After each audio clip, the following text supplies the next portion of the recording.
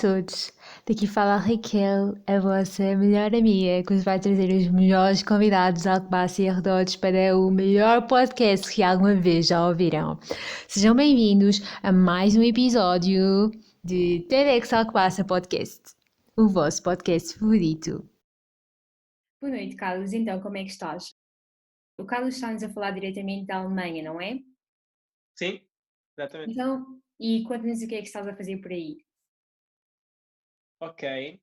Então, neste momento eu sou diretor nacional de estágios profissionais na ESEC na Alemanha e, na verdade, fui também eleito team leader de operações, portanto, eu basicamente, desde junho de 2020 que estou na Alemanha a gerir todas as áreas responsáveis pelos intercâmbios que a ESEC organiza, seja para trazer jovens de vários países para fazer voluntariado na Alemanha, seja para levar alemães para outros países, para fazer voluntariado ou para trabalhar, ou para trazer jovens para trabalhar para a Alemanha, que é uma das áreas também em que eu já trabalhei e enfim, que neste preciso momento também me traz muito prazer de ver a crescer na nossa entidade. Sim, eu compreendo e vou-te fazer mais perguntas sobre isso mais à frente. Pelo momento, tu sempre viveste aqui entre Alcobaça e a Benedita, sentes falta de estar por cá e achas que as experiências que tens tido fora do país te enriqueceram como pessoa, mas ao mesmo tempo, o que é que tu achas que podes sentir falta de viver numa aldeia ou numa cidade mais pequena? Ok, é uma questão bastante interessante. Ahm, hum, Então, acho que muitas vezes, quando nós vivemos numa aldeia ou numa cidade mais pequena, não temos uma noção de como é o mundo fora dessa aldeia ou dessa cidade em que vivemos. E uma das razões pelas quais eu quis vir para a Alemanha foi precisamente para entender como é que, enfim, uma vida diferente pode ser, como é que é viver num lugar totalmente diferente também. E acho que só depois de experimentar algo assim é que eu posso realmente entender quais os benefícios de viver numa aldeia ou numa cidade mais pequena e quais os benefícios de viver num meio diferente. E neste momento eu estou a adorar viver aqui, mas claro, há coisas que na Medita, ou entre a Medita e Alcobaça, eu gostava que, enfim, aqui não tenho tanto. Uma das coisas, naturalmente, é a língua, não é? Que mesmo que eu esteja à vontade com o inglês, a nossa língua materna traz-nos sempre um nível diferente de conforto, creio eu. Depois há a questão toda de familiares e amigos, um, que muitas vezes também, enfim, ficam nessa aldeia, nessa cidade mais pequena. E então essa é uma outra coisa que claramente eu também sinto alguma falta e é uma das coisas que faz com que seja difícil de, na verdade, viver fora de Portugal e num meio diferente. Mas sim, portanto, além de amigos e familiares, que sem dúvida é uma das coisas que mais sinto falta de viver nesse meio, um, eu diria que talvez a forma como algumas coisas são mais simples.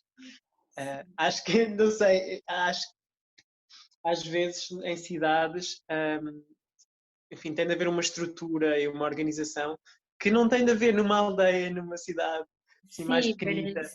parece que é tudo muito mais acessível e conheces as pessoas, sentes mais à vontade, compreendo perfeitamente.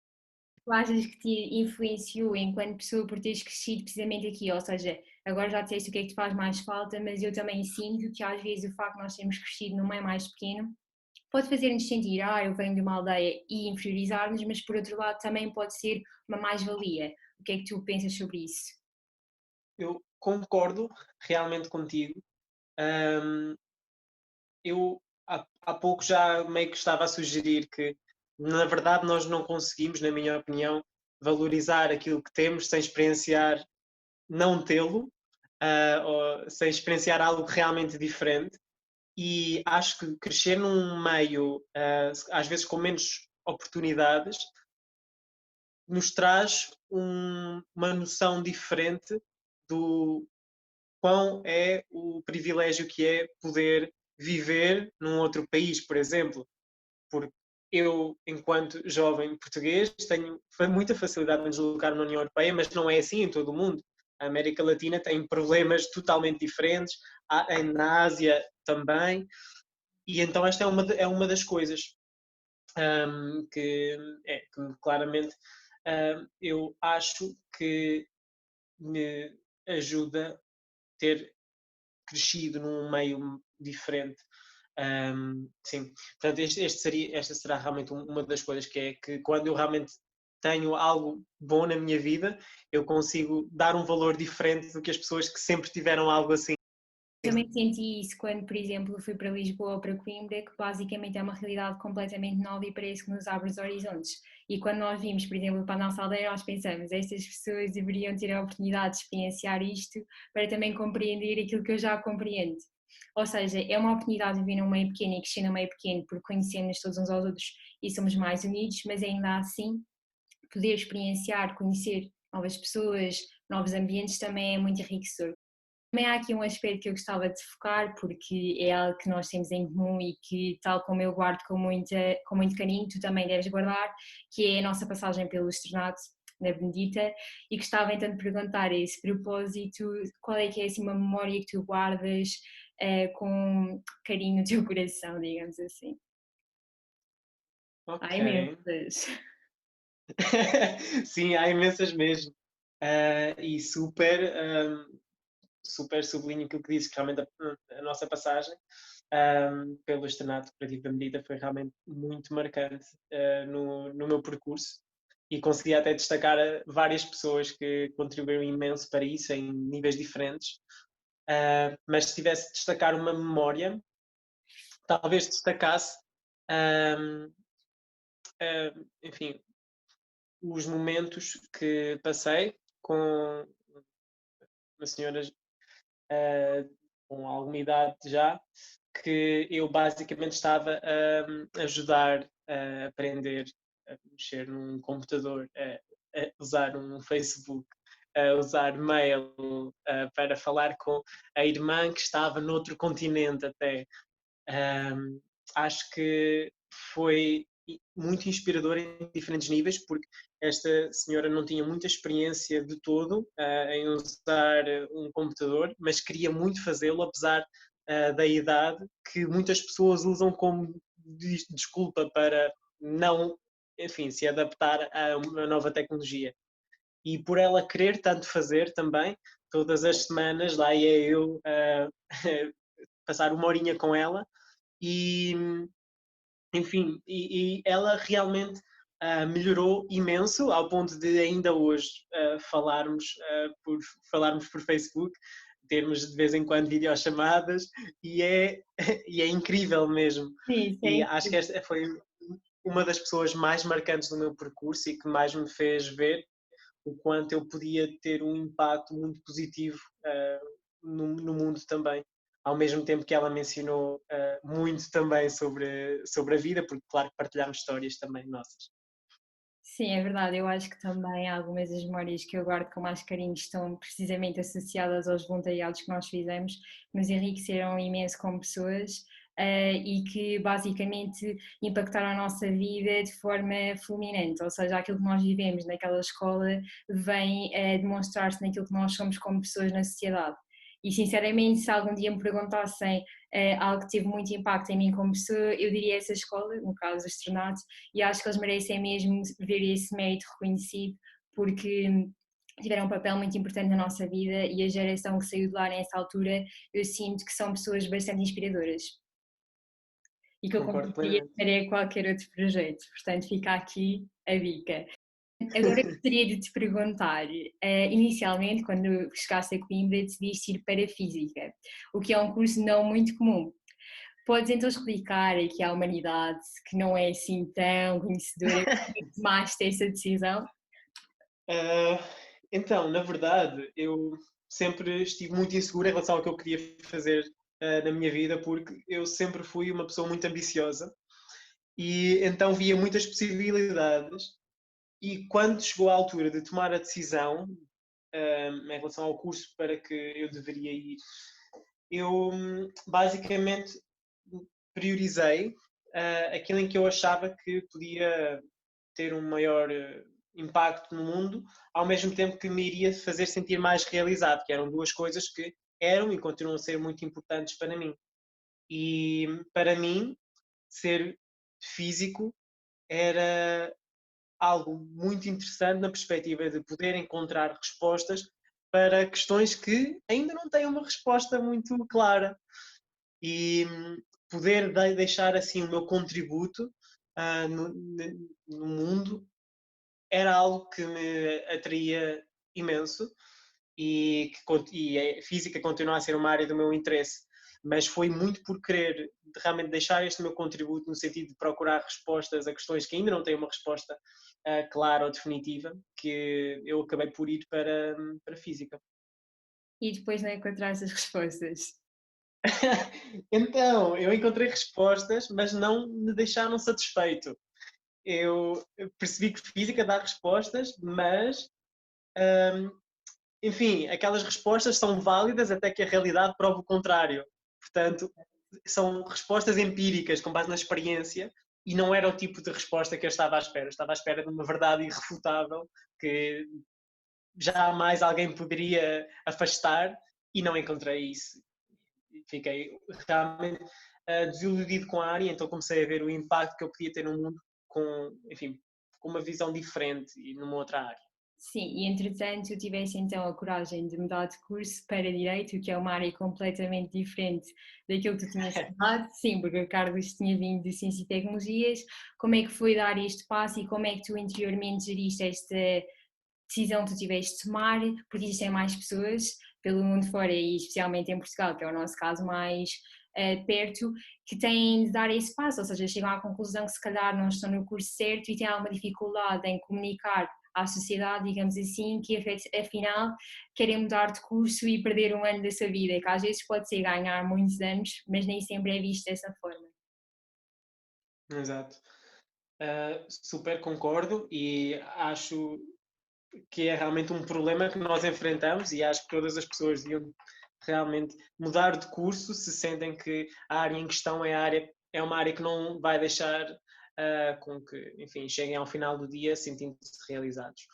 E foi realmente por isso que eu acabei por mudar de curso. Também não foi fácil de falar com a minha família sobre isso, porque sempre tinha tido um percurso, digamos, exemplar na escola. E então ter de mudar de curso era algo que, enfim, a minha família receava um pouco, mas ao final do dia priorizámos todos o meu bem-estar e o sentimento de realização pessoal. E foi muito por isso que eu acabei por mudar, na verdade. Um, sim, não sei se queres que explore mais o tópico. Eu iria só dizer, se achas que foi uma Sim. escolha positiva, essa mudança que tu fizeste, foi melhor para ti ter ficado por Direito ou preferias ter ficado em Física? Ok. Então, eu acho que eu conseguiria ter um impacto no mundo, que era uma coisa muito importante para mim em qualquer das áreas. Qualquer das áreas é super importante. Mas super acho que esta decisão foi a melhor decisão para a minha vida, porque é neste momento em direito, na verdade em direito internacional, que eu me imagino a trabalhar e que eu me imagino a ter o impacto que eu quero ter e que eu me imagino a sentir-me realizado. E ao final do dia eu realmente acho que estas são as coisas que jovens e adultos devem priorizar na procura de um emprego. Porque, ao final do dia são pelo menos 35 horas da tua semana que tu dedicas a fazer algo. Portanto, é bom que realmente seja algo que te traz prazer. E neste momento de direito internacional, ou pelo menos trabalhar neste momento na área em que estou, que toca já um pouco o direito internacional, embora não sendo exatamente essa área, traz-me realmente muito prazer e, portanto, reforça muito essa minha decisão de mudar de curso de Física para Direito. Sim, eu concordo plenamente e acho que a nossa geração, muito mais do que a anterior, começa a olhar para o trabalho como um complemento daquilo que nós somos e daquilo que nós queremos ser e não tanto como uma obrigatoriedade que só no final do mês nos vai permitir pagar as contas, ou seja, o trabalho tem de ser algo em que nós nos sentimos realizados e completos, digamos assim. Em Coimbra tu tiveste inúmeras experiências super enriquecedoras, das quais eu acho que destacaria a tua passagem pelo ReFood. Acho que a maioria das pessoas sabe em que é que consiste o ReFood, mas eu gostaria que tu nos explicasses qual é que foi o teu contributo para o ReFood de Coimbra e também em que medida é que tu achas que o ReFood pode ser importante para a sociedade e foi importante para ti enquanto pessoa. Ok. Portanto, uma questão muito simples, não é? Claro. Então, na verdade, eu quando cheguei à faculdade, eu estava realmente à procura de algo que me fosse dar este sentimento de estar a ter um impacto mais direto na sociedade, um impacto social. E nós tínhamos muito isso no externato, como falávamos há pouco, e realmente senti falta disso quando cheguei à faculdade. E depois, enfim, cerca de 3, 4 meses de estar na faculdade, uh, tinha, na verdade, uma amiga minha que também estudava Direito, que fazia parte da ReFood e que acabou por, enfim, me apresentar todo o projeto.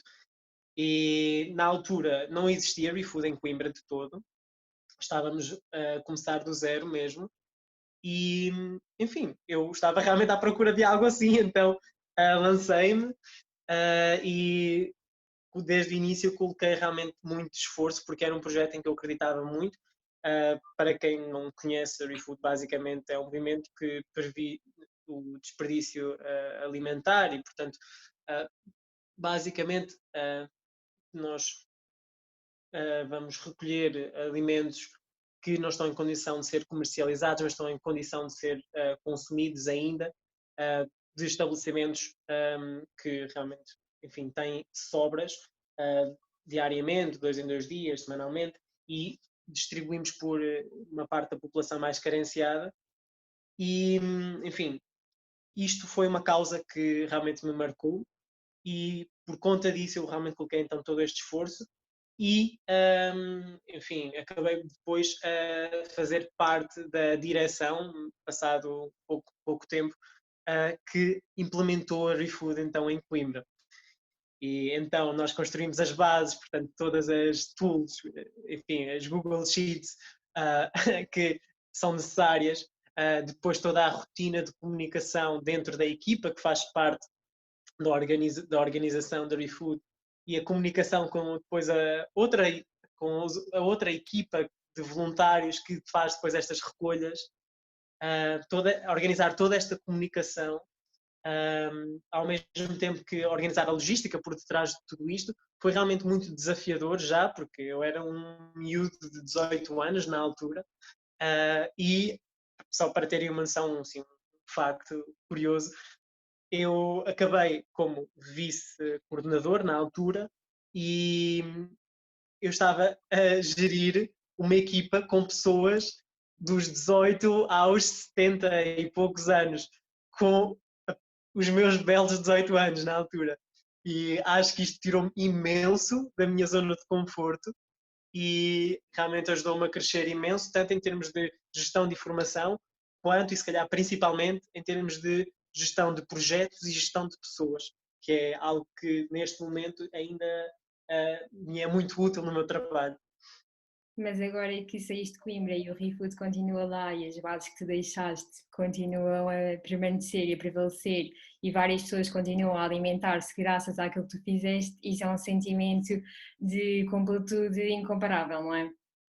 Ou seja, Sem é isso dúvida, sem que dúvida. faz valer a pena o nosso esforço. E acho que tens todo o mérito em ter dirigir essas pessoas ou gerir essas pessoas como tu preferires e te sentires mais confortável e tens todas as capacidades para isso, não é verdade? Bem, obrigado, Raquel. É mais do que verdade. Bom, entretanto, ingressaste na IESE, que a partir daqui é quando eu estou particularmente atualizada, e tens feito a carreira na IESE. Eu acho que a IESEC não é tão conhecida em Portugal, pelo menos pela maioria da população, como o ReFood, portanto, se calhar podia explicar um pouco em que é que consiste a organização e também como é que tu tens evoluído dentro da IESEC, isto porque eu sei pelo aquilo que eu vou consultando na internet, que tens evoluído imenso e exponencialmente, o que é fantástico. Ok, então, portanto, vou começar por explicar então, basicamente, que eu entrei na IASEC pouco tempo depois de ter entrado na ReFood também, porque ainda sentia que podia dar um pouco mais. E, na verdade, a IASEC é, neste momento, a maior organização internacional de jovens, portanto, é uma organização gigante que se foca em desenvolver liderança nos jovens, colocando-os em ambientes que os desafiam. E, por outras palavras, nós fazemos isto colocando os jovens num outro país, seja a fazer voluntariado, seja a trabalhar, porque achamos que se eles interagirem realmente com uma cultura diferente, com pessoas diferentes e se conhecerem lugares diferentes e realidades diferentes, que vão desenvolver um sentimento de valorização da diferença em vez de discriminar quando realmente as coisas não são como são em Portugal ou como são no nosso meio. E, na verdade, nós achamos, e os nossos fundadores achavam também já em 1948, que esta falta de valorização da diversidade que existe no mundo é uma das principais razões pelas quais existem depois guerras, atentados, porque existe discriminação como um todo. E, portanto, a forma que a ESEC encontrou de prevenir discriminação e de chegar à paz e a aproveitar ao máximo o potencial da humanidade foi colocar os jovens nestes ambientes que os desafiam, nomeadamente fazer um voluntariado ou trabalhar num outro país. Sim, de uma forma muito resumida, é isto que a AESEC faz, e é uma causa que, para mim, era interessante, mas não fazia muito sentido até eu ter sentido isso na pele, quando, na verdade, fui fazer voluntariado eu mesmo para a Tunísia. E, na verdade, acho que posso também partilhar essa história. Não sei se depois tens alguma pergunta sobre isso mais Eu à frente. tinha, mas podes já avançar. Pode?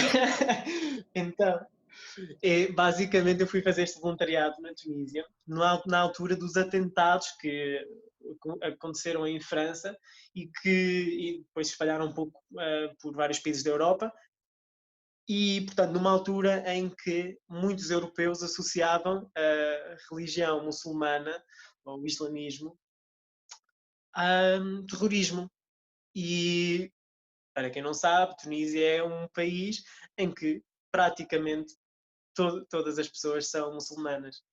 E eu realmente queria muito perceber se havia algum tipo de fundamento válido para esta associação de muçulmanos a terroristas. E fui para a Tunísia ensinar, na verdade, inglês e, enfim, em crianças, e acabei por desenvolver o meu francês também, porque elas, enfim, não sabiam inglês, naturalmente não sabiam português, então tive de ensinar-lhes inglês em francês. E, na verdade, no meio de todas as aulas que lhes dei e de todas as pessoas que eu acabei por conhecer da Tunísia e outros voluntários que estavam comigo, da Argélia, de Marrocos, da Turquia, da República Checa e da Croácia, acabei por perceber que, na verdade, todas estas pessoas têm imenso potencial, todas elas têm realmente pontos muito positivos e podem contribuir imenso para a sociedade. E acabei por perceber também que o islamismo é uma religião incrível, como são todas, na verdade. E se me restava alguma dúvida, todas as dúvidas desapareceram quando uma das minhas alunas me convidou para passar um feriado com a família. E nesse feriado, basicamente, matou-se uma ovelha, que é, enfim, algo comum neste feriado, em comparação com o sacrifício que Abraão estava para fazer do seu filho, enfim, e depois acabou a sacrificar uma ovelha. E depois de se matar a ovelha, os muçulmanos dividem a ovelha em 3 partes, e uma parte fica para a casa, outra parte fica para pessoas da família, e a outra parte eles dão literalmente aos pobres que não têm capacidade para matar uma ovelha.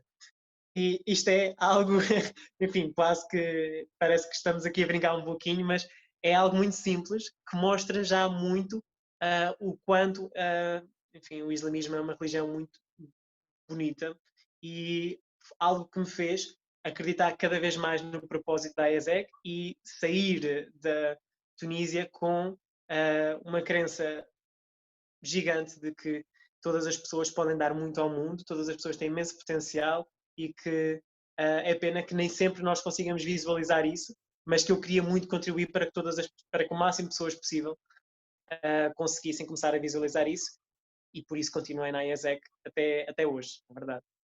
Sim, na verdade também acho que essa história foi bastante enriquecedora para as pessoas perceberem que, independentemente da religião, o que importa é Deus no final do dia, não é verdade? Acho que estamos de acordo nisto. Exato. E também que o voluntariado, às vezes, muito mais do que aquilo que nós damos, é aquilo que nós recebemos, que é às vezes em triplo ou em quádruplo. Ou seja, que o voluntariado é algo que todas as pessoas deveriam experienciar. Para além disso, entretanto, pelas suas respostas, percebi que as suas skills de gestão de tempo continuam super aprimoradas. Ainda continuas a ter aquele horário que quase não tem em branco. Sim, sim. E no meu trabalho às vezes tenho projetos extra, portanto, e depois fora isso continuo a precisar de tempo também para mim, para me manter Essa saudável. seria também uma pergunta que eu iria deixar mais para o final, mas já que tu avanças, eu vou-te fazer agora. No meio de todas estas questões que tu tentas gerir e todos os contributos que tu queres dar para o mundo, como é que tu geres depois a tua estabilidade emocional, o facto de estares longe da tua família? Isto é uma questão mais pessoal, mas eu acho que todas as pessoas têm interesse em saber como é que uma pessoa que é humana no final do dia consegue fazer o possível e o impossível para dar o seu máximo diariamente. Ok. Então, honestamente, acho que nem todas as pessoas deviam viver fora do país, nem todas as pessoas deviam estar na IESEC, da mesma forma que nem todas as pessoas devem trabalhar no campo, nem todas as pessoas devem ter uma ou outra profissão.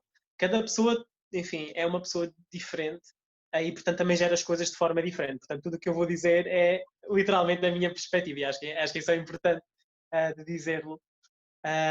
E no meu caso, eu sou uma pessoa organizada e, portanto, ter uma rotina é algo que não me traz frustração nenhuma, mas que, pelo outro lado, me dá um sentimento de eficiência e de que eu posso realmente fazer mais e mais coisas, porque, ok, já sei que isto está planeado fazer neste tempo e, portanto, o tempo a seguir está livre, então posso fazer mais alguma coisa. E, portanto, um dos principais pontos para mim é usar um calendário e literalmente registar quase tudo. Eu registro a hora em que eu vou comer o meu almoço, comer o meu jantar, em que eu vou correr, em que eu vou fazer exercício. E às vezes eu registro também a hora em que eu vou estar só com amigos também. Então este é um primeiro ponto, usar um calendário. E estabelecer toda a rotina é algo que funciona muito bem para mim. Depois, em termos mais emocionais, acho que ter na rotina e não me deixar passar chamadas, enfim, frequentes com a família, eu pelo menos uma vez por semana falo com a minha mãe, falo com o meu pai, falo com os meus avós e assim sinto que de alguma forma estamos mais perto também, que nos mantemos atualizados em relação à vida uns dos outros.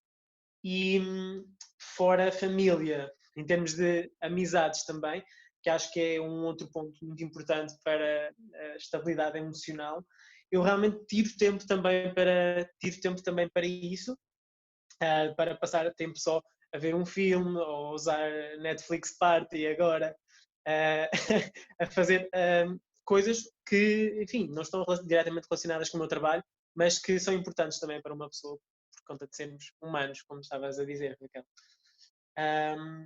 E algo que, por último, também me ajuda imenso é depois olhar ao meu trabalho como algo que me traz muito, muito prazer e muita realização pessoal e, ao mesmo tempo, olhar aos meus colegas de trabalho como amigos também.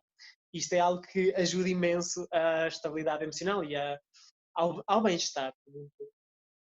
E, na verdade, a IASEC também prima muito por isto, por estabelecer realmente relações de amizade muito fortes, porque muitas vezes é dentro da organização que nós também encontramos pessoas com valores alinhados e com muito interesse também em ter um impacto no mundo ou em desenvolver-se, e por conta disto eu realmente fiz já muitas amizades que também são muito importantes para mim neste momento e com as quais eu vou falando frequentemente. E isso de conhecermos pessoas que valem a pena tranquiliza-nos imenso, não é verdade? E eu também dizer, a propósito daquilo que tinhas dito da gestão de tempo e tudo mais e do espírito de equipa, ou seja, em relação à gestão de tempo, ia dizer que o Carlos já tem este horário desde para aí do 9º ano que ele pratica isto, portanto não é é verdade. É verdade. E quanto à outra questão do trabalho de equipa, eu ia pôr um input que foi, há bocado estive a ver uma série que era As Regras do Jogo ou algo do género, em que havia o primeiro episódio, está na Netflix, fala sobre um treinador de futebol em que ele explicou à equipa dele que se nós, neste caso, tivermos, os nossos colegas forem todos a melhor versão de si próprios, digamos assim, nós também ficamos a beneficiar. E eu achei esta ideia muito boa, porque basicamente, atualmente, sinto que somos educados de tal forma que nós temos de ser o melhor. E se a outra pessoa não for melhor do que nós, então nós estamos bem, ou seja, nós temos de ser melhor do que os outros. E a questão é, se eu, por exemplo, contribuir para ajudar um colega meu de turma que está em ciências, por exemplo, a ter uma melhor nota num teste, possivelmente ele vai conseguir entrar em engenharia informática e vai desenvolver um computador que mais tarde eu, que andei em humanidades e vou, por exemplo, estudar jornalismo, vou precisar do computador. Ou seja, se nós apostarmos na melhor versão de toda a sociedade, toda a gente fica a ganhar. E eu acho que isto é um grande abre-olhos, porque na realidade nós não temos de ser melhores do que ninguém. Se todos formos os melhores, todos estamos melhor efetivamente. Portanto, achei essa ideia inspiradora e quis partilhar. Relativamente ao futuro, quais é que são os teus planos para o futuro? Da última vez que nós falámos, foi naquela apresentação que fizemos para estudantes que não sabiam muito bem o que queriam fazer para o futuro, tu disseste que gostavas de apostar no voluntariado, que gostavas de continuar a mudar o mundo e eu gostaria de saber como é que tu tencionas fazê-lo. Ok. Então, esse é um ponto muito, muito válido e, honestamente, eu acho que na sociedade há, se me permites divagar aqui um pouquinho, acho que há muito uma tendência para sentir pressão para encontrar um emprego, aliás, para primeiro terminar o curso, e todo o percurso até terminar o curso tem de ser levado direitinho, sem gap years pelo meio. Acho que há muito essa pressão para realmente terminar o curso o mais rápido possível, para ter um emprego mais rápido possível, para construir família o mais rápido possível, e depois todo o ciclo repete. E, honestamente, eu acho que às vezes esta pressão é realmente contraproducente e impede que as pessoas tirem o máximo proveito do seu potencial, como estávamos aqui a falar há pouco. E, tendo isto em mente, eu realmente quero sentir que estou a tomar rédeas da minha própria vida e que as decisões que eu faço são decisões que me deixam feliz não só no curto prazo, mas que eu sei que no futuro vou olhar para elas e sentir-me igualmente bem com elas. E por conta disto, eu não tenho uma ambição de ter um emprego estável para a minha vida inteira. Naturalmente há um ponto em que eu quero construir família também, e enfim, quero a mesma coisa que, enfim, a sociedade nos diz para querer o mais rápido possível, mas quero aproveitar todo o meu percurso até lá também. E então, por conta disto, neste momento, eu tenho tenho um emprego full-time na Alemanha. Já no ano passado fiquei a trabalhar também full-time em Portugal, portanto, o tempo inteiro, tanto em Portugal quanto na Alemanha. E é um emprego que me deixa bem realizado ao final do dia, que é uma das minhas prioridades. E por conta disso, eu consigo imaginar-me em outro tipo de empregos ainda dentro da IASEC.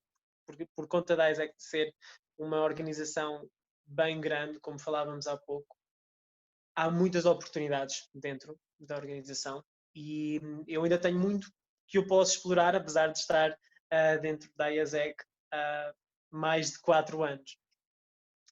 E então, neste momento, eu tenho o tal cargo que eu referi no início, sou responsável por estágios profissionais e também giro operações giro as restantes operações dentro da Alemanha, mas consigo-me imaginar com um cargo de presidente, por exemplo, de toda a IASEC na Alemanha, consigo-me imaginar parte da direção internacional da IASEC, por exemplo, e são possibilidades que eu ainda tenho. Uma outra possibilidade também é realmente voltar aos estudos, eventualmente tirar o meu mestrado também, e depois embarcar para trabalhar numa outra organização internacional, que realmente é uma área que eu gosto muito. Mas neste momento priorizo muito, enfim, ganhar experiência, ao mesmo tempo que faço algo que me faz sentir realizado em todos os níveis, que é neste momento o que eu sinto com a IASEC. Não sei se respondi à tua questão, mas realmente foi uma resposta sincera. Sim, claro que foi. Eu ia só perguntar mais especificamente e para tentar sacar nabos da púcara, digamos assim, se tu estás a pensar ter um impacto mais a nível local ou a nível internacional. Isto porque eu lembro-me, acho que não estou equivocada, que tu na altura querias algo como a ONU ou algo do género.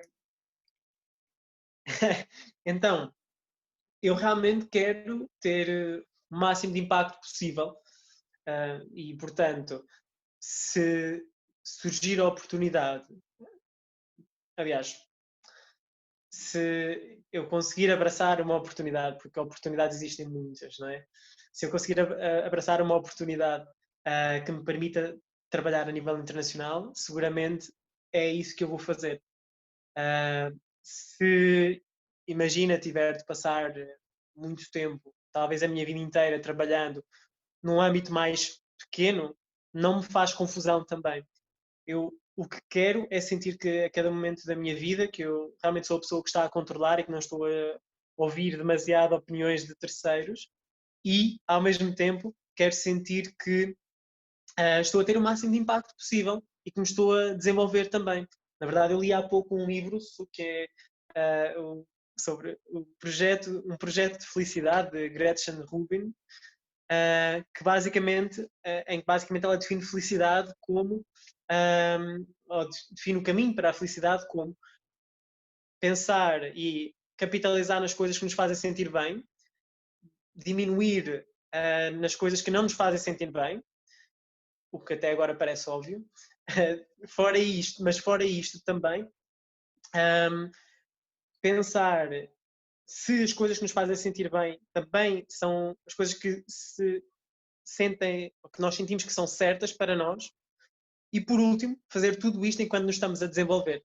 Portanto, eu realmente não quero estagnar o meu desenvolvimento de todo, quero continuar a desenvolver diferentes capacidades, como me sinto que estou a desenvolver na IASEC, ao mesmo tempo que faço algo que me faz sentir bem e que parece certo para mim. Bom, então, Carlos, foi um gosto falar contigo, de verdade. Tu tens sido uma inspiração para mim ao longo dos anos e este é genuíno.